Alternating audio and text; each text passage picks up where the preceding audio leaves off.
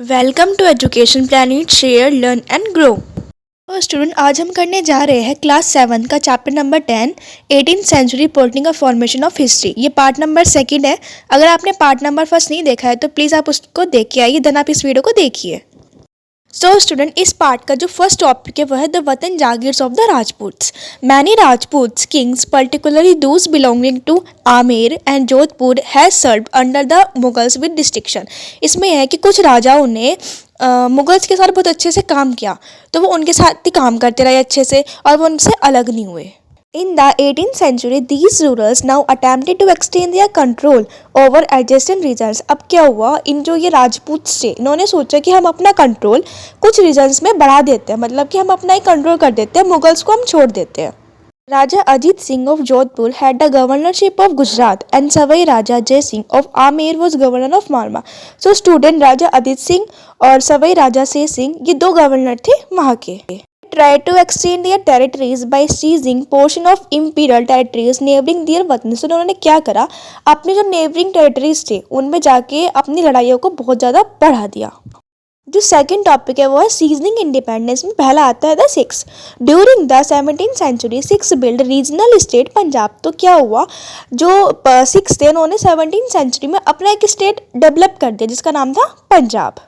Several battles were found by Guru Gobind Singh against the Rajputs and Mughal rulers. तो इसमें यह हुआ कि जो गुरु गोविंद सिंह थे वहाँ के जो रूलर थे उनको बहुत लड़ाइयाँ लड़नी पड़ी, राजपूत के अगेंस्ट और मुगल रूलर्स के against. After his death in 1708, the Khalsa rose in revolt against the Mughal authority under Banda Bahadur leadership. Banda Bahadur was captured in 1715 and executed in 1716। इसमें यह है कि जब गुरु गोविंद सिंह की डेथ हो चुकी थी उसके बाद एक बंदा बहादुर लीडरशिप हुआ था जिसके अंदर खालसा रोज रिवोल्ट था जो कि मुगल अथॉरिटी के अगेंस्ट था। ठीक, तो जब बंदा बहादुर जब कैप्चर हुआ था वो हुआ था 1715 में कैप्चर हुआ था और उसे एग्जीक्यूट कब किया गया था, 1716 में। Raja Ranjit Singh united these groups and establish his capital at Lahore in 1799। Maharaja Ranjit Singh ने बहुत सारे ग्रुप्स को यूनाइट किया और 1799 में राहोल में अपनी खुद की कैपिटल बनाई।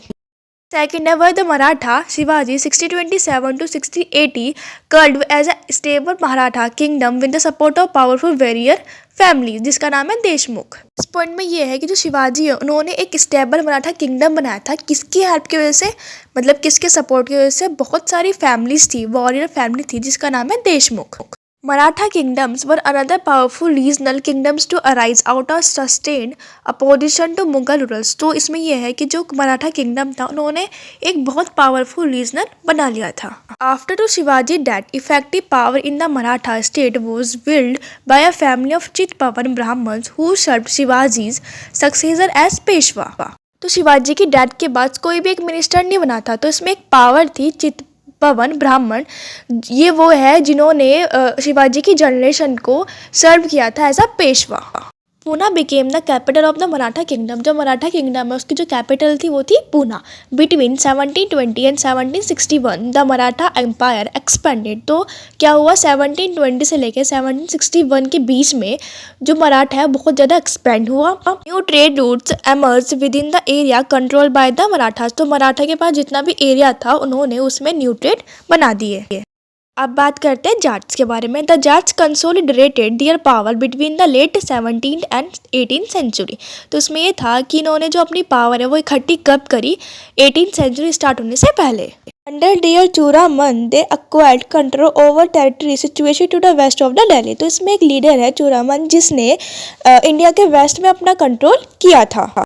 The Jat were prosperous agriculturist. तो जाट के बाद बहुत पैसा था, वो पैसा कैसे आता था, एग्रीकल्चर करके। तो स्टूडेंट ये चैप्टर यहाँ पर कंप्लीट होते हुए अगर आपको कोई भी डाउट है तो प्लीज़ मुझे कमेंट सेक्शन में बताइए। Thank you.